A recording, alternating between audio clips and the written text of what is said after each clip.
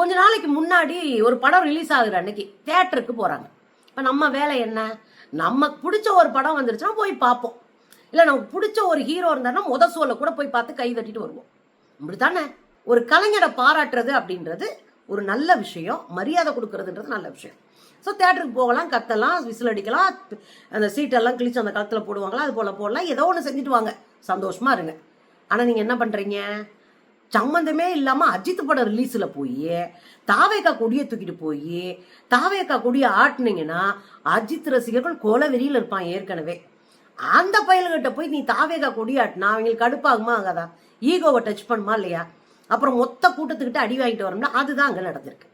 ஒரு தேட்டரில் அஜித் படம் போடுறாங்கன்னா ஒரு சின்ன பையன் போய் தாவேக்கா கொடி ஆட்டுறான், கூச்சமே பண்ணலங்க. அஜித் ரசிகர்கள் போட்டு பொழந்து அடிச்சுட்டாங்க. அந்த பையல அடிச்ச பையல விலக்கி விட கூட ஆள் இல்லைங்க. அதான் நிலைமை, புரிஞ்சுக்கணும்.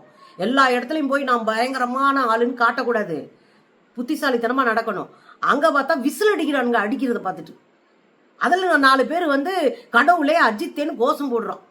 யாரோ 1-2 பேர் தான் இது அசிங்கமா இல்லையா, இப்படி செய்யலாமா அப்படின்னு உள்ள பேசிக்கிறது நம்ம காதுல விழுகுது. அந்த வீடியோல பாருங்களேன்.